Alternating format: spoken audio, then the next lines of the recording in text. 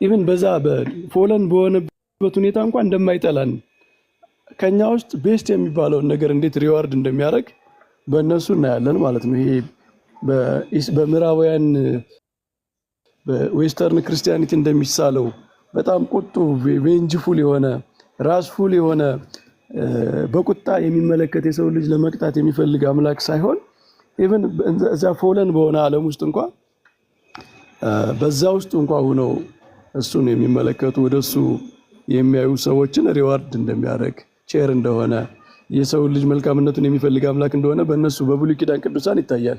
ግን እንደዛም ሆኖ በውልደት በባህሪያችን የሰለጠነው ነገር በመወለድ ስለሚተላለፍ ዳዊት እንደዛ ብሏል እና ይሄ በመወለድ የምናገኘው ነው። ጽነት ለምሳሌ በመወለድ ነው። በቃ ስንወለድ ለዛ ነው እግዚአብሔር ክርስቶስን እኮ እንበለ ዘርአ ብእሲ ሲወለድ መንገድ ቀየረበት ነው የሚለው አይደል ትርጓሜያችን። ያለ ዘር በመወለዱ በዘር በኩል የሚተላለፈው ጽነት አጠፋ ነው የሚለው። ስለዚህ እሱ አለ እና ኦንቶሎጂካል የሆነውን ነገር ለማሳየት ነው ብዬ ነው የማስበው። በሰው ልጅ በአጠቃላይ በጋራ ስንወለድ አውቶማቲካሊ ከኛ ጋር የሚሆነውን ድቀት፣ ይሄ ድቀት ደግሞ የነፍስ የስጋ ነው። አሁንም በጣም አፊርም ማድረግ ያለብን የስጋ ድቀት የታወቀ ነው። ህማም፣ ሞት፣ ጉስቁልና ምናምን ነው። የነፍስ ድቀት ግን ምንድን ነው? ይሄ አባቶቻችን ጽነት ያሉት ማለት ነው። ወደ ኃጢአት ማዘንበል፣ የህሊና መጨለም፣ የእግዚአብሔርን ሕግ፣ የእግዚአብሔርን ትእዛዝ፣ የእግዚአብሔርን እምነት ለመረዳት መዘግየት ወይም በቃ ጨለም ዳርክ ጥቅጥቅ ያለ ጨለማ አይደለም። እግዚአብሔር እንደዛ አድርጎ አልተወንም። ግን ያ ስቴት አለ። በቃ የሆነ ምንድነው በእግዚአብሔርና በሰው መካከል የሆነ መጋረጃ ያደረገ ማለት ነው እና ፈቃዳችንም እንደዚሁ ለኃጢአት ለምኞት የሚገዛ እንዲሆን ወደዛ እንዲያዘነብል የሚያደርግ አባቶቻችን እንደውም እስከምን ድረስ ሄደዋል መሰላችሁ? በብሉይ ኪዳን ቅዱሳን የሚባሉ ሰዎች ለምንድን ነው በእርጅና ይወለዱ የነበሩት? በእርጅና የሚወለዱት ለስት በእናት አባታቸው ላይ ያለው ለስት ሲቀንስ የኃጢአት ፓወርም አብሮ ይቀንሳል እና የቅድስናቸው ምንጭ እንደዛ እያደረጉ ያብራራሉ። ለምሳሌ የእመቤታችን የሌሎችንም ቅዱሳን ማለት ነው። እና እኛ አባቶቻችን ይሄ በመወለድ ምክንያት የሚተላለፈውን ኮራፕሽን፣ የኃጢአት ኮራፕሽን፣ ጽነት ምናምን በጣም ሲሪየስሊ ነው የሚያዩትና ህፃናት ምንም ያልሆኑ አይነት አድርገው አይደለም የሚያቀርቡት። ሲሪየስ የሆነ ችግር እንደነበረ ነው የሚያሳዩት እና እሱን ምክንያቱን በውጤቱ ኃጢአት ተብሎ በመጽሐፍት ቢጠራ እንደዛ ነው እና እኔ የኒቂያ ጉባኤ ወናምን በአጤ ጥምቀት ለትሬታ ኃጢአት የሚለው ለትልቅ ሰው ብቻ ነው፣ ለህፃናት አይሰራም ማለት አንችልም። ምክንያቱም በሲንጉላር ነው ኃጢአት የሚለው የተጻፈው እዛ ላይ ማለት ነው። ኃጢአት በሲንጉላር ሲጻፍ ፓወሩንም ጭምር ነው ማለት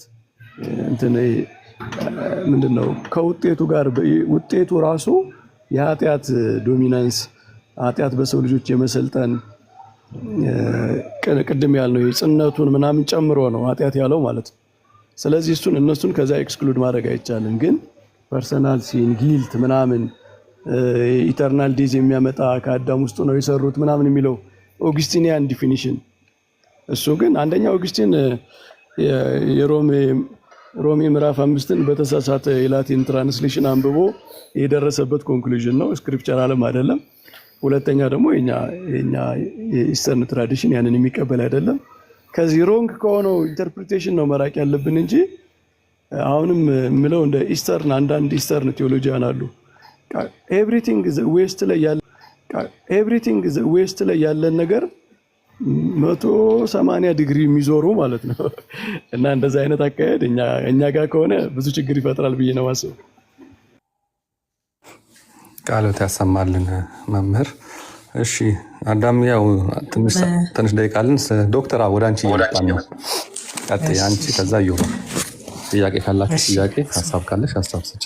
በትላንቱ ውይይት ላይ ነበርሽ? ይቅርታ ዶክተርዬ የትላንት ወዲያውን ነው ያየሁት እና ሀና ጋር የነበረው የትላንቱን አላየሁትም፣ ግን ኤግዛክትሊ የትላንት ወዲያውን ዩቲዩብ ላይ አይቼዋለሁ። ግን የመምህር በረከትን ሀሳብ ነው የምጋራው እና ሁል ጊዜ ስንወያይ አንድ ቤተክርስቲያን እስከሆንን ድረስ ምንድነው ያለያየን የሚለውን መጀመሪያ ፍሬም አድርገን ማውጣት አለብን። ኦኬ አገላለጽ ነው ያለያየን ወይስ ኮንሰፕት ነው ያለያየን የሚለው ወሳኝ ነገር ነው። አሁን ለምሳሌ የግብፅ አሁን ኢኮኖሚ ኦፍ ሳልቬሽን የሚል ቢሾፕ ራፋኤል የጻፉት ላይ ዊ ኦል ሃቭ ሲንድ ኢን አዳም የሚለው እሱን አገላለጽ አሁን እኛ ቤተክርስቲያን አንጠቀምም። ኦኬ እነሱ ቤተክርስቲያንም ሌላ ቦታ አላየሁትም። እሳቸው የገለጹበት የኦገስቲንን አገላለጽ ነው የተጠቀሙት። ያንን ግዴታ መጠቀም አለብን ብለን መከራከር የለብንም። ነገር ግን የሚያስማሙን ነገሮች አሉ። ኦኬ የሰው ልጅ ሁሉ ከመጠመቁ በፊት በውድቀት ውስጥ ነው፣ በኮራፕሽን ውስጥ ነው። በአዳም ምክንያት የመጣበት ከእግዚአብሔር ጸጋ መለየት፣ ኮራፕሽኑ፣ እነዚህ ሁሉ ሲን ተብለው ተጠርተዋል። ስለዚህ ህፃናት ለኃጢአት ስርየት ነው የሚጠመቁት የሚለውን ሁላችንም የምንቀበለው ነው። ምክንያቱም ለኃጢአት ስርየት አይጠመቁም ያለው ፒላጊየስን ካውንስል ኦፍ ካርቴጅ ላይ የተወገዘ ትምህርት ነው። ስለዚህ ለኃጢአት ሲል ግን ምን ማለቱ ነው ሲል ህፃናት ሲን አያረጉም፣ ኃጢአት አይሰሩም፣ ነገር ግን ዲፋይልመንቱን ነው ይላል ኦሪገን በሮማንስ ኮመንተሪው ላይ የኃጢአት ስጋ አላቸው፣ ቦዲ ኦፍ ሲን አላቸው ህፃናት። ኢቭን የአንድ ቀን ህፃናት ቢሆኑ እንኳን የኃጢአት ስጋ አላቸው። ለምን? ሲወለዱ ንጹህ አይደሉም። በብሉይ ኪዳንም የእርግብ መስዋዕት ለህፃናት ይሰዋ ነበር፣ ንጹህ ህሊና ስለሌላቸው። የነጻ ህሊና የሚኖረው ከጥምቀት በኋላ ነው። ለበጎ ህሊና ልመና ነው የሚለውም አለ አይደል? እሱ ላይ እንዳለው ማለት ነው። ስለዚህ ህፃናት ለኃጢአት ስርየት ነው የሚጠመቁት፣ ክሊንስድ ይሆናሉ። በትውልድ ሲወለዱ የመጣባቸው በጀነሬሽን በሪጀነሬሽን ይነጻል እያለ ያስቀምጣል ኦሪገን ማለት ነው። ስለዚህ ትምህርታችን ምንድን ነው? ኃጢአት አክቹዋሊ የአዳም ኃጢአት አይወረስም ነው፣ ነገር ግን የኃጢአቱ ውጤት ይወረሳል። ያንን ደግሞ ኮንዲሽኑን አሴ ኮንዲሽን ኃጢአት ቢባል የሚያስማማ ነገር ነው እንጂ የሚያለያይ አይደለም ለማለት ነው። እግዚአብሔር ይስጥልን። አሜን። እሺ ዶክተር፣ ትላንት ከነበርሽ ማለት ነው መምህር በረከት ይሄዱበታል። ጥያቄ ያለኝ እንዳንቺ አዳም ይሄን ነበር እያስረዳለሁ ትላንትና እና አንድ ወንድማችን የአዳም አስተምሮ የኢትዮጵያ ቤተክርስቲያን እኛ የምንለውን ወርድ መቀበል ካልቻለች ትክክል አይደለችም ብሎ ነው የተናገረው አይደለ? እንደዚህ አይነት አገላለጾች እንዴት ነው? የምርም ኮፕቲክ ነኝ ከሚል ሰው ይጠበቃል ወይ? የእኛ ጥያቄ ዛሬ ይህንማ ትክክል አይደለም። ለምን ከኦገስቲን ውጭ የትኛውም አባት ዊ ኦል ሃቭ ሲንድ ኢን አዳም ያለ የለም። ካለ ማሳየት አለባቸው። ኦገስቲን ስላለው ብቻ የኢትዮጵያ ኦርቶዶክስ ተዋሕዶ ቤተክርስቲያን ወይም አብያተ ክርስቲያናት መቀበል አለባቸው ሚል የለም። ኢስተርን ላይም ካለ ማሳየት አለባቸው። ግዴታ ኦገስቲን ያለውን ብቻ እንትን ማለት የለብንም። አባቶች በገለጹት መልክ ሌሎች እነ ሲሪልም ፖፕ ታድሮስ ቢጠየቁ እንደዚያ ስለማይሉ ችግር የለም። ችግር የለም። ታድሮስ ማላቲ እኮ ፖስት አድርጌዋለሁ እንደውም ሰሞኑን ከአዳም ኢንሄሪት ያደረግነው ኮራፕሽን ውድቀትን ነው እንጂ ኃጢአትን አይደለም የሚል ሰው እሱን መጠቀም ይችላል። ምን የልግባ እስኪ ደግሞ ትንሽ አዳምጫለሁኝ። አይበቃችሁም? ተራ ያልደረሰም የእርሱ ተራ ነው። ቀሲስ ማናለበት ቀሲስ ይቀጥሉሽ። አይ ቲንክ መጀመሪያ አስተያየት መስጠት ፈልጋለሁኝ። አንደኛው በጣም የማዝንበትን ነገር ነው የምናገረው። ጥናት ከውስጥ ወደ ውጭ እንጂ እኔ እንዳለ ዝም ብሎ ከውጭ ያለውን አላምጦ ቤተክርስቲያን ምን እንደምታወራ ምን እንደምታስተምር ምንም አይዲያው ሳይኖር ሌሎቹ የሚያብራሩበትን ማብራራት በራሱ ጤነኝነት ነው የሚል ጥያቄ መጠየቅ ፈልጋለሁ። ይሄንን የምለው ኦን ፐርፐዝ ነው። በነገራችን ላይ ይሄ ትምህርት ሲነሳ አንድ የተረዳሁት ነገር ከየጎሪያቸው የሚወጡ ሰዎች አሉ። ትክክል ያልሆነ ማለት ነው። ይሄ በተለያየ መንገድ ከቤተ ክርስቲያን ውጭ የሚንቀሳቀሱ ሰዎች ጭምር ማለት ነው። እና እኔ በጣም ማዝነው የግብፅ ቤተ ክርስቲያን አንደር ኮፕቲክ ነበርን ሲባል ትምህርቱንም ከነሱ የወሰርን በትምህርት ኋላ ቀርተን ልክ አሁን ገና እንደ ጴንጤዎቹ በጃንሆይ ጊዜ እምነት የጀመርን የሚመስላቸው በጣም ብዙ ሰዎች እንዳሉ ነው የምረዳ። እዚህ ውስጥ የኢትዮጵያ ቤተክርስቲያን በ34 ዓመተ ምህረት ጥምቀትን የተቀበለች ቤተክርስቲያን ናት።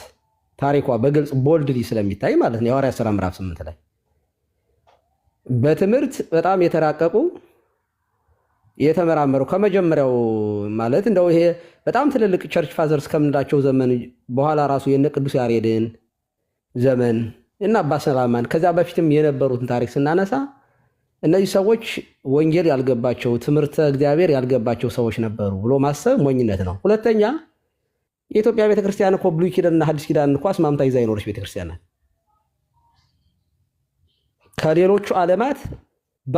ከሌሎቹ ዓለማት በዓለም ላይ ካሉ አብያተ ክርስቲያናት በጣም ከሚለያት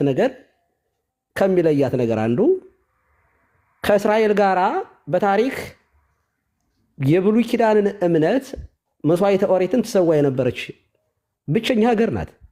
ይህንን መቼም የሚክድ ሰው ካለ ጤነኛ ነው ብዬ አላምንም። እኔ መስዋዕተ ኦሪት ኢብን ትራዲሽናችን እንኳ ተጽዕኖ እስካሁን ድረስ አለ። በሰንበት አልሄድም እንደዚህ አላደርግም የዓርብ ውሃ የሚቀዱ አሉ እና ከዛ በኋላ ይሄ ከአሕዛብነት የመጣች ቤተክርስቲያን አለችም። እኛ ቤተክርስቲያን ከግዝረት በቀጥታ ወደ ጥምቀት የመጣች ቤተክርስቲያን ናት። ሁሉም ሰው በብሉይ ኪዳን ያምን ነበር፣ እሱ ሌላ ጉዳይ ሆኖ ማለት ነው። አዝ ኤስቴት ግን ይቺ ሀገር በብሉይ ኪዳንም በስመ እግዚአብሔር የምትታወቅ እጆቿን ወደ እግዚአብሔር ትዘርጋለች የተባለች ሀገር ናት እና ግብፃውያን እኮ ጣዖት አምልኮ ውስጥ የነበሩ ናቸው። እንደ እውነት ለመናገር እንነጋገር ከተባለ አሁን ናቸው ወይ ከተባለ ካልቸራቸው ከኛ ጋር ላይስማማ ይችላል። አንዳንድ አገላለጾቻችን ላይስማማ ይችላል እና ይሄ ዳቦ ስለሌለን የኢትዮጵያ ቤተክርስቲያንን የማሳነስ አይነት አካሄድ ያላችሁ ሰዎች እንደው አይምሯችሁን ብትፈውሱት። እውነት ለመናገር እንጀራ አብረን እኛም ተሰደን መተናል፣ አብረን እንፈልግ እንብላ። የዳቦ ጥያቄያችን በጊዜ ይፈታል መቼም አንድ ቀን እና እኔ መጀመሪያ ቤተክርስቲያኗ የምትለውን የኛ ቤተክርስቲያን ተሳስታለች አይነት ስሜት ያላችሁ ሰዎች እኔ አይምሯችሁን በእውነት ብትፈውሱት። ይሄ ድውይነት ስለሆነ እግዚአብሔር ይማራችሁ ማለት ፈልጋለሁ። ሁለተኛ ቤተክርስቲያኗ የምትለው ነው። ይሄ አብነት መምራኑ በትምህርት ቤት ያለፉ ሰዎች ምን እያሉን ነው? መርገም ተሽሯል ትላለች። ጀነራላይዝ አድርጋ ነው የምትናገረው ቤተክርስቲያን። ምን እያለች ነው ያለችው? መርገም ተሽሯል ስትል ምንድን ነው እያለች ያለችው? በክርስቶስ የተገኘውን ነገር በደንብ አድርጋ አብራርታ ትናገራለች። ጥንተ አብሶ ሊባል ይችላል፣ ዘቀዳሚ መርገም ሊባል ይችላል፣ ወይንም ደግሞ ጥንተ በደል ሊባል ይችላል። የተለያዩ ነገሮች አንዳንዴ የሚወራረሱ ነገሮችን አሁን ይሄ ጥንተ አብሶ የሚባለው ነገር ኦኬ ኦሪጂናል ሲን ሲባል የትኛው ነው? አዳምና ሔዋን ብቻ የሰሩት ነው? ኦሪጂናል ስሩ መሰረቱ ምንጩ እሱን ነው። ከዛ በኋላ ሲወለድ የሰው ልጅ በምላት ኃጢአት ወይንም ደግሞ በጎሰቆለ ባህሪ ማለትም አዳምና ሔዋን ኃጢአት ሲሰሩ ነፍሳቸውም ስጋቸውም ተረግሟል፣ ከጸጋ ተራቁተዋል። ሰው ሲወለድ ከዚያ በኋላ እየተራቆተ ነው የሚወለደው። እሱን መርገም ብላ ቤተክርስቲያን ጠራለች። መርገም ነው። እዚህ ኦሪት ዘፍጥረት ምዕራፍ 3 ላይ ያለውን ከዚያ እርግማን ዋጀን ትላለች ቤተክርስቲያን። ዋጅቶናል በክርስቶስ ሞት ያ ተሽሯል ስትል ምን እያለች ነው? እኔ ከዚህ በኋላ እውነት ለመናገር አላብራራም፣ መጠየቅ ነው የምፈልገው። እንደዚህ ያሉትን ሀሳቦችን ቤተክርስቲያን የአብነት መምህራንን የማይሰሙ ሰዎች የእኛን ቤተክርስቲያን ማንበብ የማይፈልጉ ሰዎች መጠየቅ የምፈልገው ነገር አለኝ። አንደኛ አሁንም ድረስ በአዳም ምክንያት መወቀስ መከሰስ አለ ነው የሚሉ ሰዎች አሉ እዚህ ውስጥ። አንድ ማወቅ የምፈልገው በግልጽ ማውራት ስላለብን በአዳም ምክንያት አሁን የሚወቀስ የሚከሰስ ሰው አለ ብሎ የሚያምን ሰው አለ እዚህ ጋር? አንድ ሁለተኛ በጥምቀት የኃጢአት ስርየት አለ ሲባል ምን አይነት ኃጢአት ነው? ምን አይነት ኃጢአት ነው የሚሰረየው? ኦኬ ከምን አይነት ነው? እዚያ ገነትን ከሚያዘጋ አይነት ኃጢአት ማለት ነው። ኦኬ በአዳም ምክንያት ከመጣው አይነት ማለት ነው። ኦኬ ከተጠመቅን በኋላ ያ ነገር ይቀራል ወይ? ለምሳሌ አንድ ክርስቲያን ከተጠመቀ በኋላ የኃጢአት አምብሸሱ ምኞቱ ይወገድለታል? ከዚያ እንነጻለን ነው አሁን እየተባለ ያለው? ምንድን ነው? አንድ ህፃን ልጅ ሲጠመቅ የሚነጻው ኃጢአትና ከተጠመቀ በኋላ ለኃጢአት ማዘንበሉ ይቀርለታል እያለ ያለ አንድ ሰው እንደዚያ ነው። ለኃጢአት አሁን እኔ እናንተ እዚህ ውስጥ ያለን ሰዎች ለኃጢአት የሚያዘነብል ማንነት የለንም ከሆነ በጣም ጥሩ ነው። በጥምቀት ነጽሶልናል ማለት ነው። አለን ከሆነ የአልነጻም ወይ ከነጻ በኋላ ለምን ኖረ? ይሄ በራሱ የሚያስወቅስ የሚያስከስስ ነው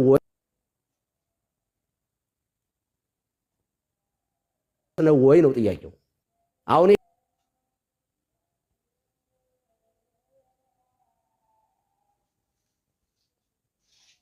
ይሄ ለኃጢአት ማዘን በሉ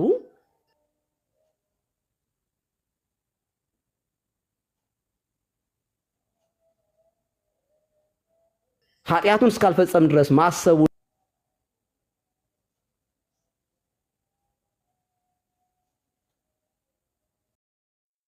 እንደዚህ ያሉ በጣም ብን የሚሉ ኃጢአቶች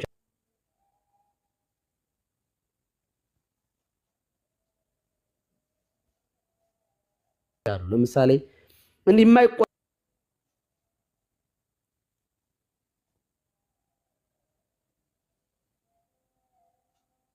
ነገሮች ግን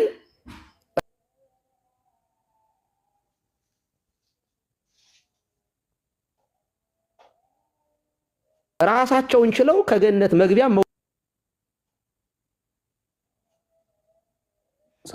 የቀሲስን ግን እንትን ብንልበት ጥሩ ነው። ወደ እርሶ ልመጣ ነው። መምህር ትጠይቃላችሁ። መምህር በረከት ይቀጥሉ። እሺ እኔ ቀሲስ ጋር አሁን ካሉት ሰው በአዳም ኃጢአት ይጠየቃሉ የሚለው ይጠየቃል ብዬ አላምንም። ኦልሬዲ ባለቤቱ አዳም ይቅር ተብሎ እሱ በማይጠየቅበት ኃጢአት ከዚያ በኋላ ከአዳም የተወለዱ ልጆች በእሱ ኃጢአት ይጠየቃሉ። ምን ጊልት አለባቸው፣ ሪስፖንሲቢሊቲ አለባቸው። ጀስትሊ በዛ ኃጢአት ምክንያት በአዳም ኃጢአት ምክንያት ወደ ሲኦል ይወርዳሉ የሚል ይሄ እግዚአብሔር ጀስቲስ ጋር የማይስማማ ነገር ነው። ሰው ኮንሽስሊ በዊሉ በፈቃዱ ባልሰራው ኃጢአት አይጠየቅምና የሰው ልጅ ደግሞ በአዳምና በሔዋን ውስጥ እኛ አልነበርንም። ሲጀመርም እኮ ዊላችንም ፐርሰናችንም አልነበረም። ስለዚህ አዳምና ሔዋን በራሳቸው ነው የሚጠየቁ። ግን ውጤቱ ጋር ግን በጣም ሰብትል የሆነ ነገር ያለ ይመስለኛል ቀሲስ እንደኔ መረዳት። ምክንያቱም በቃ የጸጋ ምንድነው ፎሎ ኔቸር እኮ ማለት ኔቸራችን እኮ ኦልዌይስ መልካም ነው። የሰው ልጅ ኔቸር አይቀየርም። ሲጀመር ኃጢአት ኔቸራችን አልቀየረውም። ከጸጋ መራቆት የተነሳ ግን ሌሎች ኃይላት ይሰለጥኑበታል ነው። ሰው ከጸጋ ሲራቆት አውቶማቲካሊ ኃጢአት ምንድነው ኦሪጂናል ሲን ያደረገው ነገር በሰው ልጅ ምንድነው ከጸጋ መራቆት ነው። እና ከጸጋ የተራቆተ ሰው ደግሞ ያለ መሳሪያ የተገኘ ተጋልጦ የተገኘ ስለሆነ አጣው አጋንንት ሲሰለጥኑበት ኑረዋል ነው። አሁን ወደ ጥምቀት ስናመጣ ያጸጋ ይመለሳል፣ በጥምቀት ይመለሳል ነው የምንለው አይደል? ያጸጋ በጥምቀት የሚመለስ ከሆነ ለምሳሌ ልጅነት፣ የመንፈስ ቅዱስ ጸጋ፣ የባህሪ መታደስ፣ ምንድነው አዲስ ልደት፣ እኒህ ነገሮች ከሌሉ አሁንም በኃጢአት ምክንያት የሰው ልጅ ያጣው ነገር አልተመለሰለትም ማለት ነው፣ ስጦታው ያጸጋው። ስለዚህ እኔ ጥምቀትን የማያይዘው ከጸጋው ጋር ነው። ያጸጋ የኃጢአት ስሬ ምንድነው የመንፈስ ቅዱስ ጸጋ ካልተመለሰለት፣ ልጅነቱ ካልተመለሰለት ስቲል ተጋላጭ ነው፣ ኃጢአት የሚሰለጥንበት ይሆናል ነው።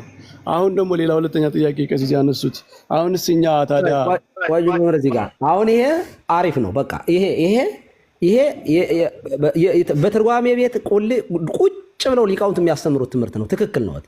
አንደኛ በአዳም ምክንያት መወቀስ መከሰስ ቀርቷል፣ በመስቀል ተጠናቋል፣ ባህርየ ሰብ ከብሯል። ይሄ ቅድም ሲገልጹት የነበረው በጥሩ ሁኔታ ነበር። ይሄ ቁራኝነት ስለዋለች ቤተክርስቲያን ይሄ እና እሱን ነው የምንለው።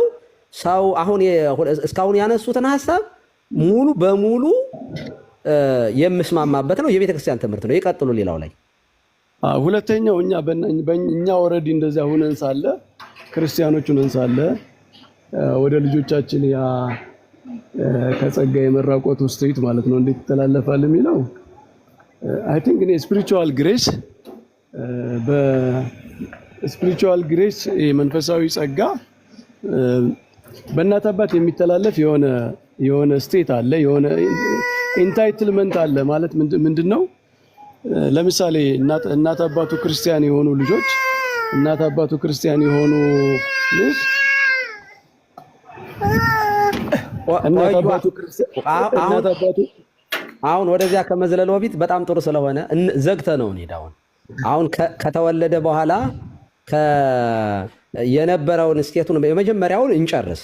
መምህር በጣም ከዚህ ቀደም እኔ ገብተን እኮ በደንብ ተግባብተን ብዙ ጊዜ እኮ ተወያይተንበት እኮ ኦልሬዲ በጣም ረጅም ተዘግቷል። ግን የሚያብራሩ ሌሎቹ መጥተው ሲያብራሩ የሚያብራሩት እንደወረደ የሌሎችን ትምህርት ነው፣ ዌስተርን ቴዎሎጂ ነው የሚያብራሩልን።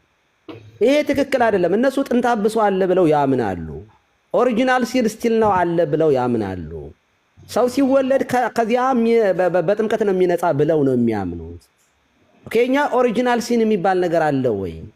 እኛ በአዳም ውስጥ ኃጢአት ሰርተናል ብለን እናምናለን ወይ? ያንን እንደወረደ አምጥተው የሚያላምጡ ሰዎችን እኔ ትክክል አይደሉም ብዬ ስለማምን ነው። ለዚህ እኮ ነው አሁን በራሳቸው እኔ ቀሲስ ይሄን የምረዳው ምንድነው አባቶች ውጤቱን ኃጢአት ብለው ጠርተውታል። አሁን የሚያስማማል ማለት ነው። እሱንማ ይኸውልዎት መርገሙን ራሱ እኮ ጥንተ አብሶ እያለች የምትጠራበት እንትን አለ። አንዳንድ ሊቃውንት ራሱን መርገሙን ራሱን ይሄ በኃጢአት ምክንያት ከአዳምና ከወደቁ በኋላ ከተራቆቱ በኋላ የሰው ልጅ በሰው ልጆች ላይ የወረደውን እርግማን እሱን ራሱ ጥንተ አብሶ ትለዋለች። ምን ማለት ነው ጥንተ አብሶ አብራሪው ስትባል ቤተክርስቲያን ከመጀመሪያም የአዳምና ኃጢአት እኛ ጋር የነሱን ኃጢአት እኛ ሰርተናል፣ በእነሱ ምክንያት የመጣው ባህሪያቸው ከባህሪያቸው ውጭ ስለማንሆን እሱን ነው ጥንተ አብሶ የምትለው ስታብራራ ማለት ነው እንጂ ጥንተ አብሶ ማለት በራሱ የቀደመ በደል ማለት ስለሆነ ነው። የቀደመ የምትለው ስንወለድ ጀምሮ ባህሪ የአዳም ስጋና ነፍስ ተረግሞ ስለነበረ እነሱን ሆነን ነፍስንም ስጋንም ከነሱ ነስተን ስለሆነ የምንወለደው የዘሩን አይነት ሆነን ስለምንወለድ እሱን ራሱ አንዳንድ የጥንተ አብሶ ትለዋለች። እንደናለቃ እያለው ያሉ ሰዎች ቴዎሎጂው ላይ ተርሙን የማብራራት ብለውታል እኮ አይደል? ቀሲስ ማነው አድማሱ ጀንበሬ ራሱ ኤግዛክትሊ በእኛ ቤተክርስቲያን እንደውም ጥንተ አብሶ አሁን ለምሳሌ ስለእመቤታችን የምናወራው ጥንተ አብሶ አለባት የለባትም ስንል በጥምቀት ጥንተ አብሶ ይወገዳል ብለው ጽፈዋል። አድማሱ ጀንበሬ ግን ምን ማለታቸው ነው? እሳቸው አሁን ስለ ኮንሲኩዌንሱ እያወሩ ነው። ስለ ኮንሲኩዌንሱ ነው እና እሱ ዋናው ቃሉ ሳይሆን አንደኛ እሱን መለየት ነው። እሱን መለየት ነው የሚያስፈልገው። ሁለተኛው ግን ቀሲስ ይሄ በእኔ አሁን አንድ የክርስቲያን ልጅ በመወለድ ከእናት አባት በመወለድ ልጅነት ቀጥታ አያገኝም አይደል ከእግዚአብሔር? አይ ይኸውልዎት ለምን መሰለዎት አሁን ይሄንን የምናያይዘው አዳምና ሔዋን ላይ ነው የምንሄደው። አዳምና ሔዋን ኃጢአትን አለመታዘዝን ባደረጉ ጊዜ ጸጋቸው ተገፈፈ፣ ነፍሳቸውን ስጋቸውም ተረገመ፣ እርግማን በእነሱ ላይ ወይንም ፍርድ ተፈረደባቸው። ከዚያ በኋላ ከውድቀት በኋላ አዳም አይመራ ላይ ሔዋን ይላል መጽሐፍ ቅዱስ። ኦሪት ዘፍጥረት ምዕራፍ 4 ስንሄድ አዳምም ሔዋንን አወቀ፣ ጸነሰችም፣ ወለደችም። ቃየል አቤል ሲወለዱ ውድቀት ጽንሰት የሚጀምረው ከውድቀት በኋላ ነው። ጸነሰ አወቃት የሚለው ራሱ በግብር አወቃት ነው። ከዚያ መጸነስ ሲጀምር ቃየል ሲወለድ ምን አይነት ሰው ነው? አዳምን አይነት ሔዋንን አይነት ሆነው ነው የነሱን ባህሪያቸው በአምሳላቸው ወለዱ ነው የሚለው። በአምሳላቸው ወረዱ። ከዛ በኋላ ሰው ሁሉ ሲወልድ እንደዚያ ነው። ኦኬ አሁን እኛ ከክርስቶስ ሞት በኋላ ያለውን ስናመጣና እኔ አንድ ክርስቲያን በጥምቀት አማካኝነት ጸጋው ተመለሰለት። ኦኬ ጸጋው ይመለስለታል። ጸጋ መንፈስ ቅዱስን ያገኛል። የኃጢአት ስርየትም ያገኛል። የኃጢአቱን ስርየት ምክንያቱም ያምነው የነበረው የሆነ እምነት ነው፣ ወይ አይሁዳዊ ነው ወይ እንትን ነው። ከዛ በኋላ የኃጢአት ስርየት ጸጋ መንፈስ ቅዱስ ዳግም ልደት ማለት የእግዚአብሔር ልጅ አልነበረ። ምክንያቱም ሰው ከገነት ሲባረር ምን ሆኗል? ከእግዚአብሔር ልጅነት ወጥቷል። አግብርተ ዲያብሎስ ሆነዋል። ሁለቱም የዲያብሎስ ባሪያዎች ሆነዋል። ሲጠመቅ ወደ ቀድሞ ቦታው ነው። ፈቀደ እግዚ ያግዕዞ ለአዳም ህዙነ ወትኩዘ ልብ ወያግባዋ በዘትካት መንበሩ። የቀደመ ሰው የቀደመ አዳምን ያዘና የተከዘ አዳምን ነፃ ያደርገውን ዘንድ ወደደ፣ ወደ ቀድሞ ቦታው መልሶ አይደል የሚለው መጽሐፍ። ስለዚህ ወደ ቀድሞ ቦታችን በጥምቀት አማካኝነት እዚያ ቦታ ላይ እንሆናለን ነው። እስቴቱ ይሄ ነው። በጥምቀት በር ምንድነው?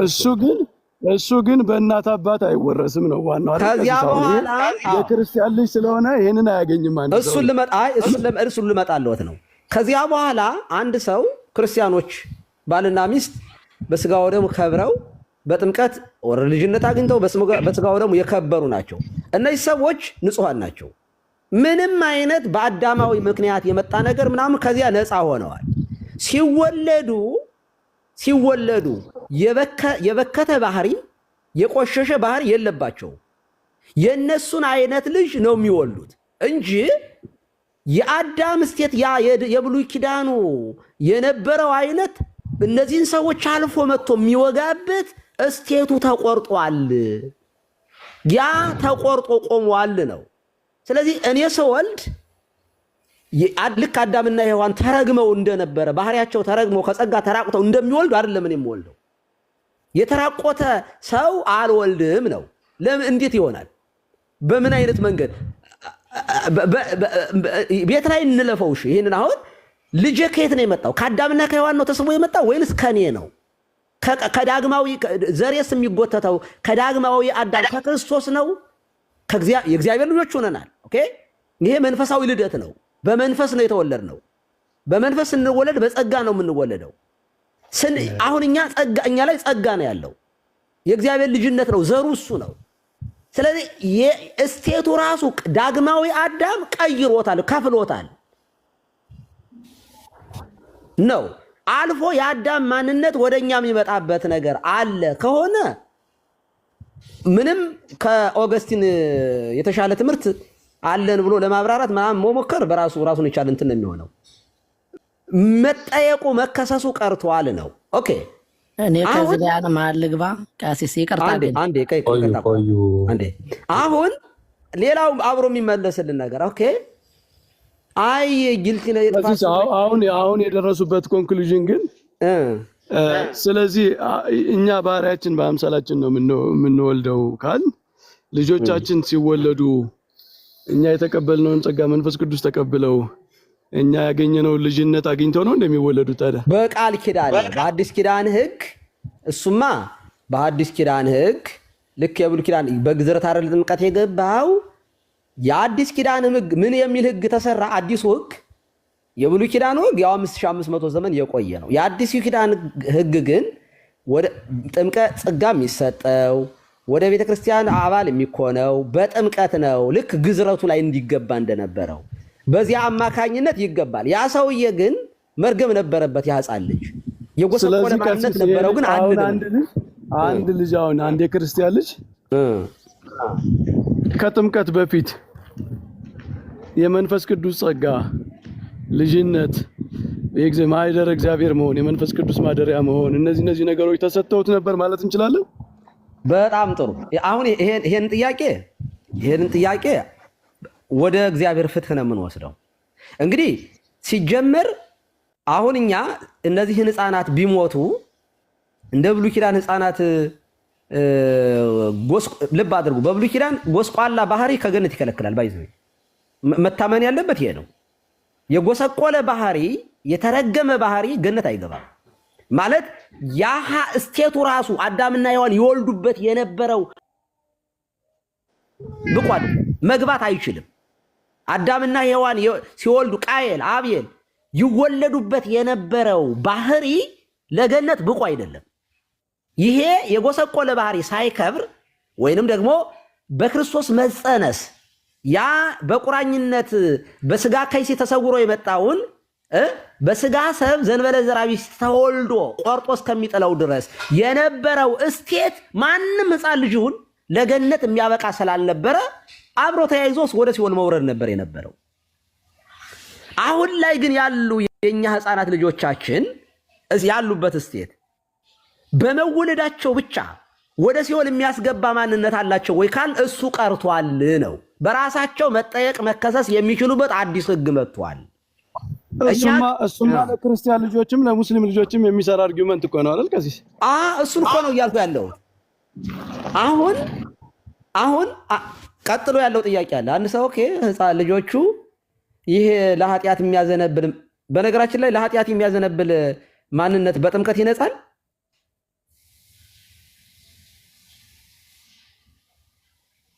ጥያቄ የሚመልስልኝ ይሄንን ጥያቄ ከዚህ ያሁኑን ጥያቄ ግን አልመለሱልኝም በእውነቱ። የትኛውን? ከጥምቀት በፊት ሕፃናቱ ከክርስቲያን በመወለዳቸው ብቻ የእግዚአብሔር ጸጋ የተሰጣቸው መንፈስ ቅዱስ ያደረባቸው ልጅነት የተሰጣቸው ሆነው አይወለዱም የሚለውን ነገር እኛን መስለው እኛን አክለው ይወለዳሉ ካሉት አንፃር እንዴት ነው የምናስታርቀው? እኮ እሱን እኮ አልኩኝ እኮ እኔ አሁን እንደኛ በእኛ አይነት ስቴት ላይ ናቸው ያሉት። እኛን መስለው ኦኬ፣ እኛ እንደተጠመቅነው ኦልሬዲ በእኛ ውስጥ ተጠምቀዋል። እኛ ከኃጢአት እንደነጻ ነው በእኛ ውስጥ ነጽተዋል። እኛ ባህሪያችን እንደከበረ በእኛ ውስጥ ከብረዋል። ምንም ነገር አያስፈልጋቸውም እያልኩ አይደለም፣ አልልም እንደዚያ። ከብሉይ ኪዳን ልጆች ግን ይለያቸዋል ነው። የሐዲስ ኪዳን ልጆች ከክርስቶስ ከመወለድ መጸነት ጀምሮ ግን ያሉት ልጆቹ ግን የተለዩ ናቸው። ለምን? ለሁሉም ለክርስቲያን ልጅ ብቻ ሳይሆን ለሁሉም ልጅ ለህፃናት የሚሰራ ነው። ለህፃናት ባህርየ ሰብን ለማዳን ነው የመጣው። ባህርየ ሰብ የሚለው የሰው ባህሪ ነው።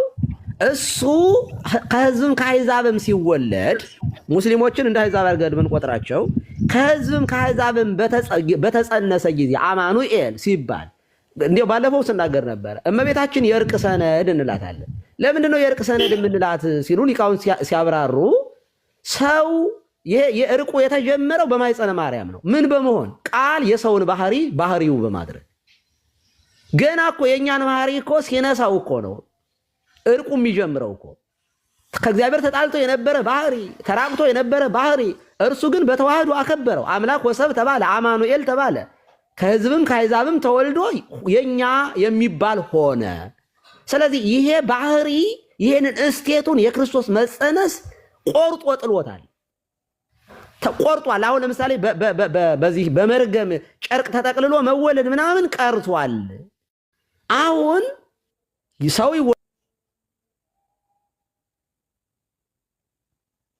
ይወለዳል። ሲወለድ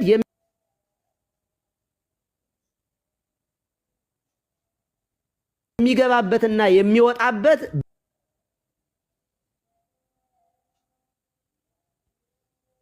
በር ክርስቶስ ሆኗል።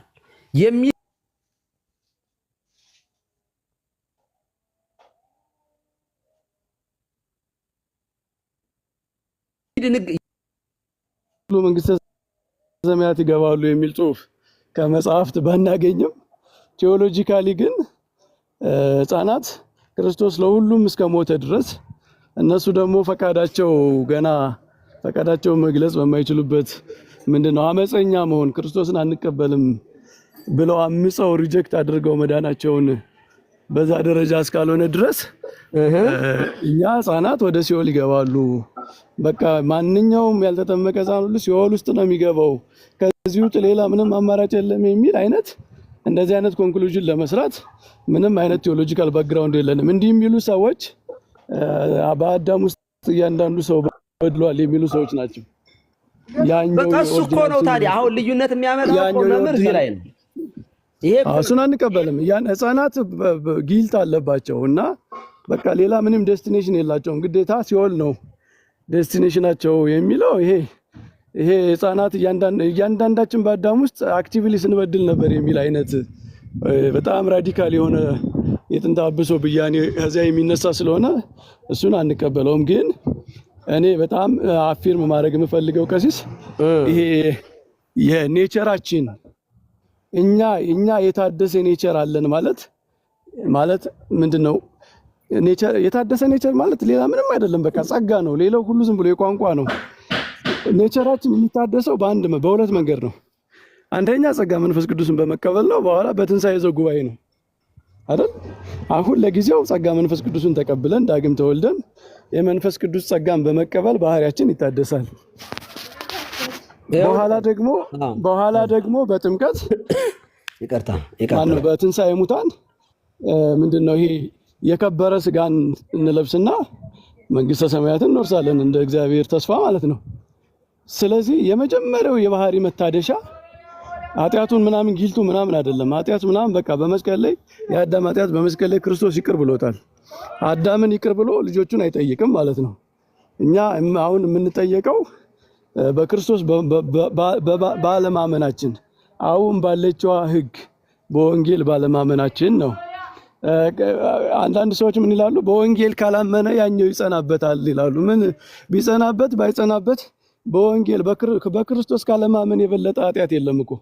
ኢንፋይናይት ከሆነ ሲለይ በክርስቶስ አለማመን በራሱ ኢንፋይናይት የሆነ ሲን ነው፣ ኃጢአት ነው። ኢንፋይናይት በሆነ ኃጢአት ላይ ሌላ ብጨምርም ባጨምርም ያው ኢንፋይናይት ነው እና ይሄ ክርስቶስን ሪጀክት ማድረግ በሱ አለማመን በራሱን ችሎ ሰውን ምንድነው ግን ሲኦል ሊያስገባ የሚችል ኃጢአት ስለሆነ የኋላ ታሪክ ተጨምሮ አይደለም የሚሞላው ኃጢአቱ ማለት ነው። ኃጢአቱ በራሱ ሙሉ ነው። ክርስቶስን መካድ በራሱ ሙሉ ኃጢአት ነው። ወደ ሲኦል ሊያስገባ የሚችል ኃጢአት ነው እና ይሄ ወደ ኋላ ያለው ከዚያ ይጨመራል አይጨመርም ምናምን የሚለው ራሱ ነሰሰሪ የሆነ እንትንም አይደለም። ኦልሬዲ አንድ ነገር በራሱ ሰርፕለስ ከሆነ በራሱ አንድ ነገር ለመፈጸም ከበቂ በላይ ከሆነ ሌላው ተጨምሮ ነው ሲኦል የሚገባው ወይስ አይደለም የሚለው ዝም ብሎ እኔ ምንድነው ስፔኩሌቲቭ የሆነ ነገር ነው ብዬ የማስበው ማለት ነው። ሲጀመር አዳምን ኃጢአቱን ይቅር ብሎታል በመስቀል ላይ እና ባለቤቱ ኦልሬዲ አክቲቭሊ የሰራው ኃጢአቱ ይቅር ተብሎ አንድ ሕፃን ምንም መፈጠሩን አሁን እንኳን የማያውቅ እንኳን አይደለም ድሮ አሁን እንኳን ሲሞት እንኳን የማያውቅ ሕፃን በዚያ ኃጢአት ተይዞ ሲኦል ይገባል የሚለው ትምህርት ይሄ በጣም ራዲካል የሆነ የጥንተ አብሶ ትምህርት ነው። ከዚህ አይደለም እኛ አንዳንዶቹ በፕሮቴስታንት ምኮ ሪጀክት እያደረጉ እንደዚህ አስማሙት እንጂ አሁን ይሄ ትምህርት ነው ግን ከዚህ ሰዎቹ ግን ማለት ነው ሰዎቹ ግን ቆይ አንዴ ግን ይሄ የባህሪ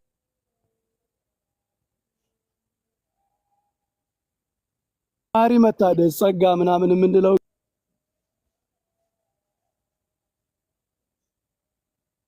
ግን አሁን እኔ እሱ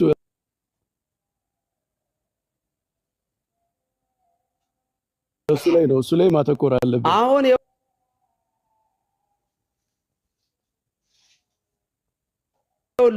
ልጆቹ ይነጻሉ የሚሉት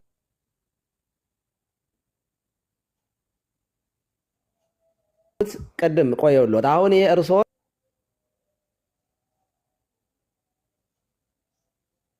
እንደዚህ የሚሉት ሰዎች አሉ እንጂ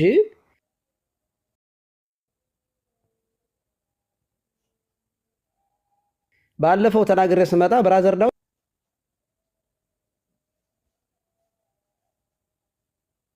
ቃል እንቅጩን ነው የተናገረው። ኦኬ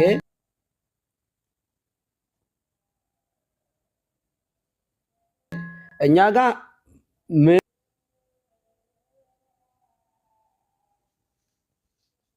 ምንም ነገር ይሁን ህፃናቱ ሲኦል ነው የሚገቡ ነው ያለኝ።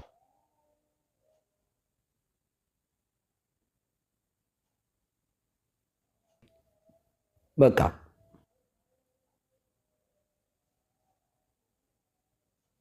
ኦኬ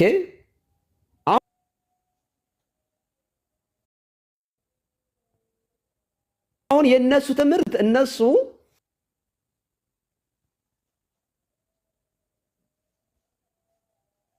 ይሄንን የሚሉት ምክንያት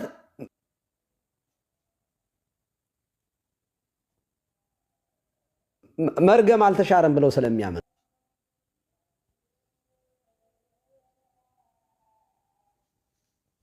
ነው። እኛ ግን መርገም ተሽሯል ስንል ምን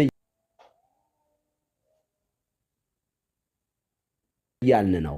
መርገሙ በምን ምክንያት ነው የመጣው? በምን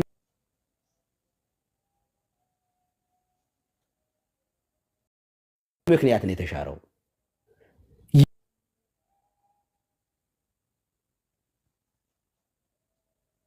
ያ ተሽሯል የምንለው ምን አይነት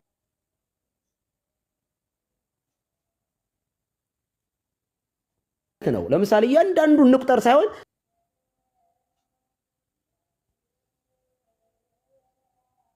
ገነትን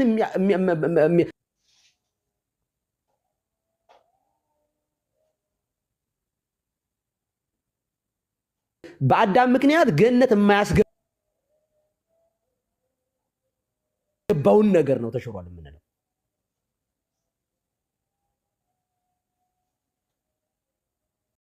በዳግማዊ አዳም ምክንያት ስለተሻረ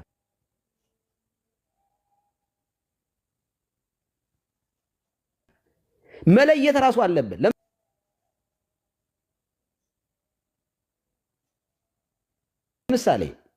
ለምሳሌ መምህር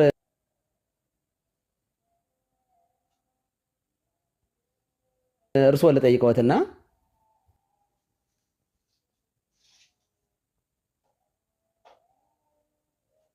ኦኬ እኛ ተጠምቀናል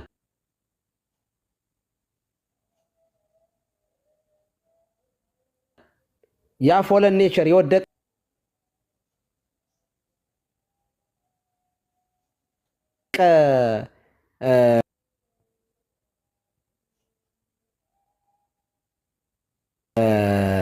ባህሪ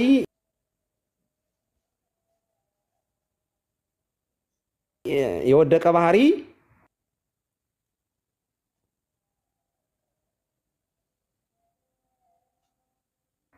አለን አሁንም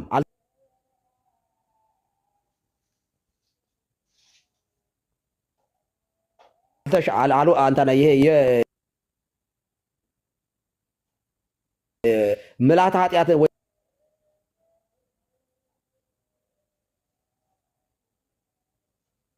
ወይንም የወደቀ ባህሪ የጎሰቆለ ባህሪያችን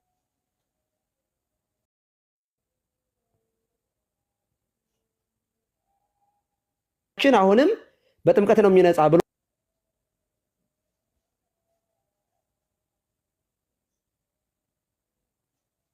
የሚያምን ሰው አለ። ኦኬ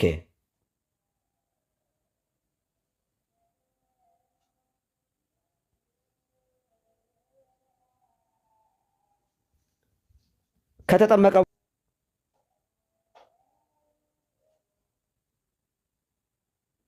በኋላ ከዚያ ነፃ ይሆናል።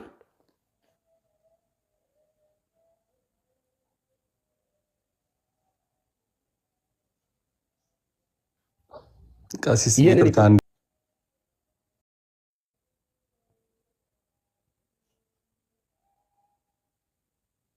አዳም ድምጽ ችግር የለም። ቀሲስ መምህር በረከት እስካሁን በተነጋገርነው ነገር ላይ በቃ ጥሩ መግባባት ላይ ደርሰናል። የመጨረሻዋ ፖይንት ቅድም የተባለውን ነገር ያብራሩና በዛ መልክ ቢገልጹት መልካም ነው ብዬ ስለማስብ ማለት ነው። ይቀጥሉ መምህር በረከት። ቅዱስ ጳውሎስ ሮሜ 8 ላይ የሚለው ነገር አለ እንደ ስጋ ፈቃድ እንደ መንፈስ ፈቃድ እንጂ እንደ ስጋ ፈቃድ በማንመላለስ በእኛ ኃጢአትን ምንድነው ኮነነ የሚል ማለት ነው። እና በመንፈስ አሁን ጥምቀት ምንድነው የሚያደርገው? ስትራግሉ ምናምን ፈተናው ቴምፕቴሽኑ መፈተኑ በጥምቀት ማለት እዚህ ዓለም ላይ እስካለን ድረስ ኃጢአት የበዛበት ዓለም ፈተና የበዛበት ዓለም እስካለ ድረስ ባህሪያችንን ሙሉ በሙሉ አሁን ጥምቀት ላይ ሞታችንና ትንሣኤያችን ሳክራመንታሊ ሞታችንና ትንሣኤያችን ታውጇል። አሁን ጥምቀት ላይ ግን ያ ባህሪያችን ሙሉ በሙሉ ከብሮ የሚያልቀው ቅድም እንዳለው በትንሣኤ ሙታን ነው። ጥምቀት ግን ምንድነው የሚያደርገን? ጸጋ እናገኛለን። የመንፈስ ቅዱስን ጸጋ እናገኛለን ማለት ነው። ይሄ የመንፈስ ቅዱስ ጸጋ ከምንድን ነው የሚያላቅቀን? ይሄ የመንፈስ ቅዱስ ጸጋ የሚያላቅቀን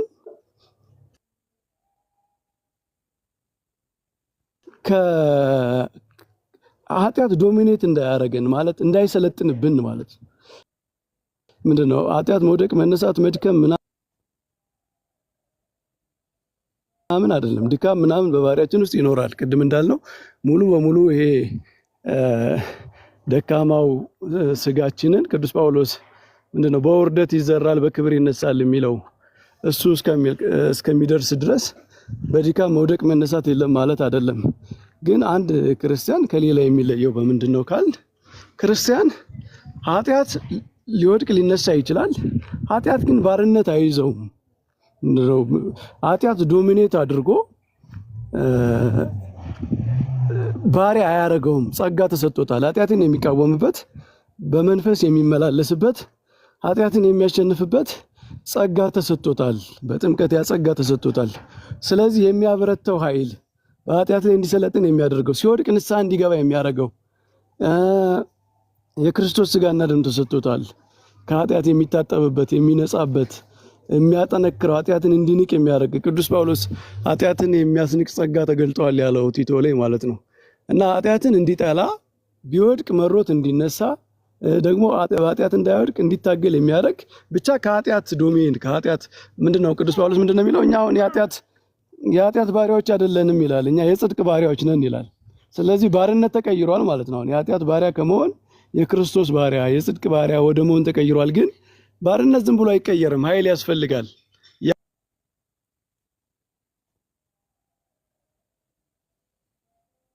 ኃይል በጥምቀት ተሰጥቷል።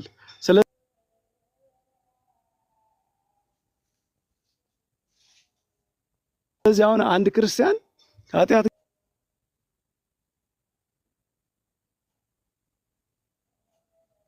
ጋር ሲታገል የሚታገለው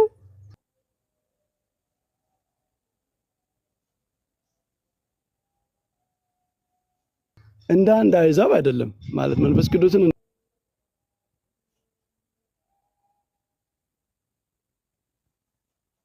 እንዳልተቀበለ ጸጋ እንዳልተቀበለ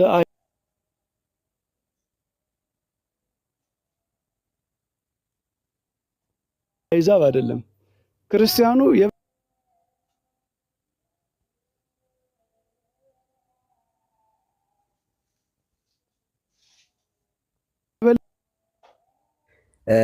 ያ ኔቸር ካለ በነገራችን ላይ ልብ አድርጉ። ኔቸር እያላችሁ ስታወሩ ገነትን የሚከለክል ማንነት ማለት ነው። ጸጋ የተራቆተ ማንነት፣ ከእግዚአብሔር ልጅነት የወጣ ማንነት በራሱ ይሄ በራሱ ከገነት የሚከለክል ማለት ነው። በራሱ ራሱን ችሎ እስቴቱ ራሱን ገነትን ያዘጋ ነው። አይችልም። ያ ያለበት ሰው መግባት አይችልም ገነት። እሱ ሲጠመቅ ይድናል የሚል ሰው ማይኩን ይክፈትልኝ። አልተሻረም። እሱ ስንጠመቅ ነው ከዚያ የምንነጻ ከዚያ ነጻ ምን ሆነ የሚል ሰው ማይኩን ይክፈት። አለዚያ ነገ ከፍታችሁ እንዳታወሩ። ይሄው ቀሲስ ይፍቱኝ ይባርክ ከሳምሪ ጋር እንደዛ ነው ብናምን። ዶክተር ቀጥሽ ግን ቅድም መምህር በረከት መልሰውታል ብዬ ነው። ቀሲስ ተስማምታችሁ አልፏል በዚህ ጉዳይ ላይ ዶክተር በብሉይ ኪዳን የነበረው ኔቸር የባህሪ ጉስቁልና ማለት መርገመ ስጋ መርገመ ነፍስ አላሁንም ብለሽ ታምኛለሽ?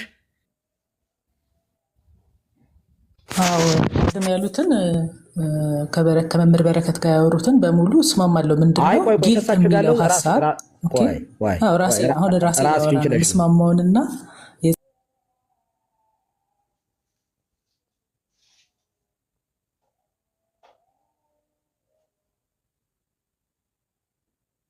ገነትን የሚከለክል ነው አይደለ? ከገነት ሰው ወደ ገነት እንዳይገባ የሚከለክል ማለትሽ ነው አይደለ ዶክተር? አዎ ትክክል ነው። ይሄ የወደቀው ማንነት አዳማዊ የሆነው ወደ ገነት እንዳንገባ የሚከለክል ማንነት ነው። ስለዚህ ስንጠመቅ የባህሪ ጉስቁልና ወይንም ደግሞ ፎለን ኔቸር በጥምቀት ጊዜ ከዚያ እንነጻለን ብለሽ ነው የምታምኙ? ግም ስንወለድ ከዛ እንነጻለን። ሪጀነሬት አዲስ ፍጥረት ስንሆን ነው እንደዛ የምናገኝ መግባት የምንችለው ብዬ ነው ማምኑ።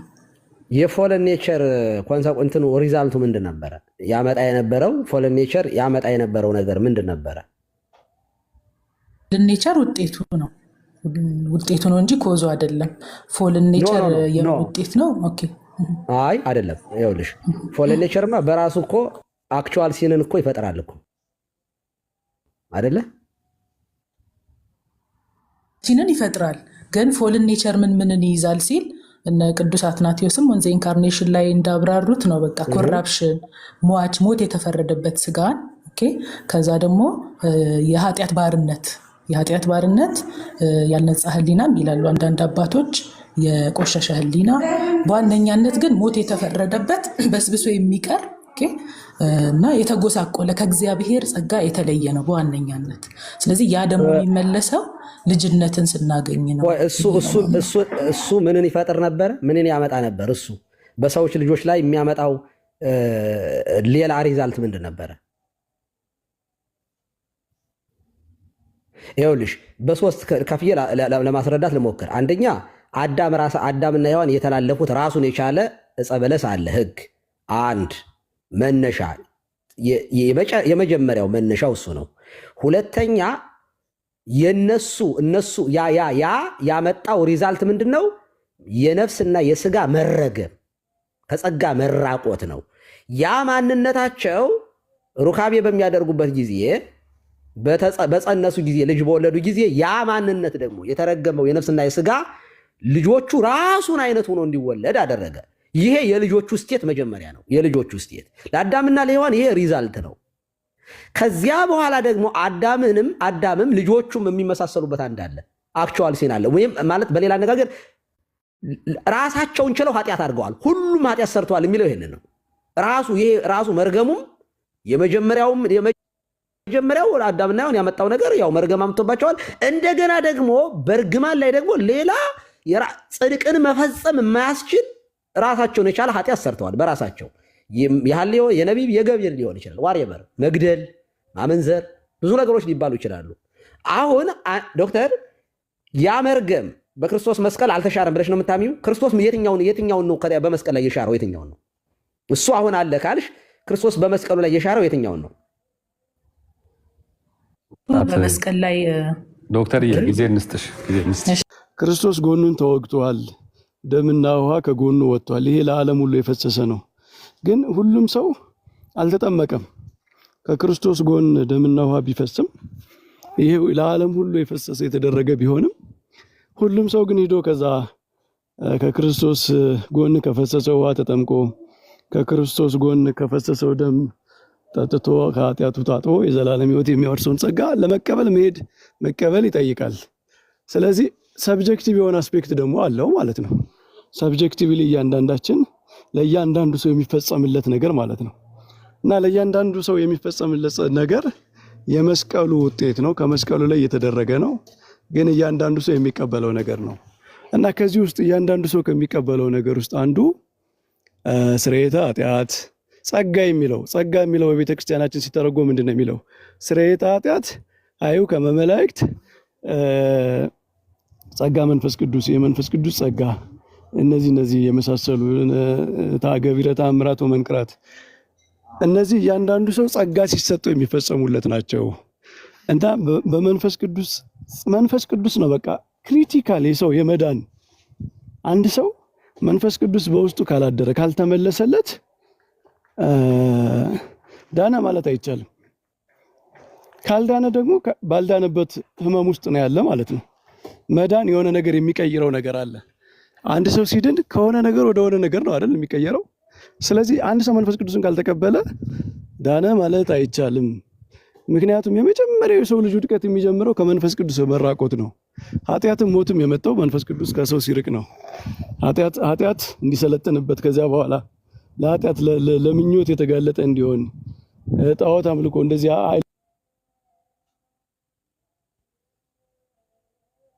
ሊኖ እንዲጨልም እንዲሆን በሰው ልጆች ውስጥ ያሉ በጣም ትራጂክ የሆኑ ነገሮች ድንጋይ እስከ ማምለክ የደረሰበት የሰው ልጅ ይሄ ሁሉ ሊኖ ጨልሞ ወደዚህ እስኪደርስ ያደረሰው መንፈስ ቅዱስ ከሱ ስለራቀ ነው። ከዛ በኋላ ደግሞ ሞት የመጣበት መንፈስ ቅዱስ ከሱ ስለራቀ ነው። ምክንያቱም ፍጥረት በባህሪው መዋቲ ነው። አጽንቶ የሚያኖረው ከሞት ጠብቆ የሚያኖረው የመንፈስ ቅዱስ ጸጋ ነው የሰው ልጅ ማለት ነው። ግን ምንድነው የመለኮት ጥበቃ መለኮት በእርሱ ስላለ እግዚአብሔር በእርሱ ስላደረ ነው የሰው ልጅ ከሞት ራሱ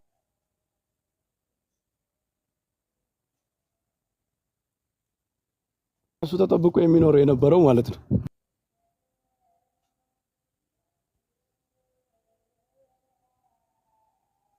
ስለዚህ የመንፈስ ቅዱስ ጸጋ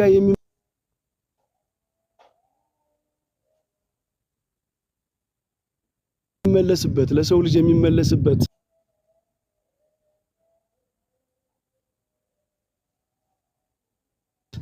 ሞመንት it is very critical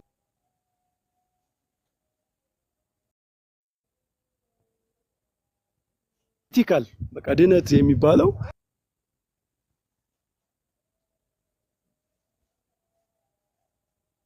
ያ ከመስቀሉ የሚመጣ ጌታ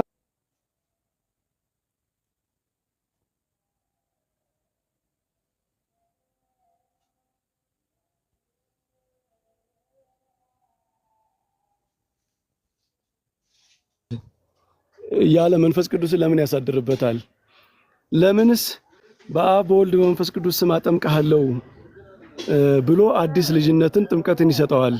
ይሄ ሁሉ ለሕፃናት የሚሰራ ነው። ስለዚህ ጥምቀት ያ የድህነቱ ጸጋ የሚመለስበት በቃ መዳን ማለት የመንፈስ ቅዱስን ጸጋ መቀበል ስለሆነ በጥምቀት ደግሞ የምንቀበለው ያንን ጸጋ ስለሆነ ጥምቀት ላይ እያንዳንዱ ሰው ሕፃናትም ሆነ ትልቅም ሰው የሳብጀክቲቭሊ የሚያገኘውን መዳን እሱንም ደግሞ ኢምፋሳይዝ ማድረግ አለብን ሁለቱንም ብዬ ነው ማስበው። ይሄ ነው የኔ ሐሳብ።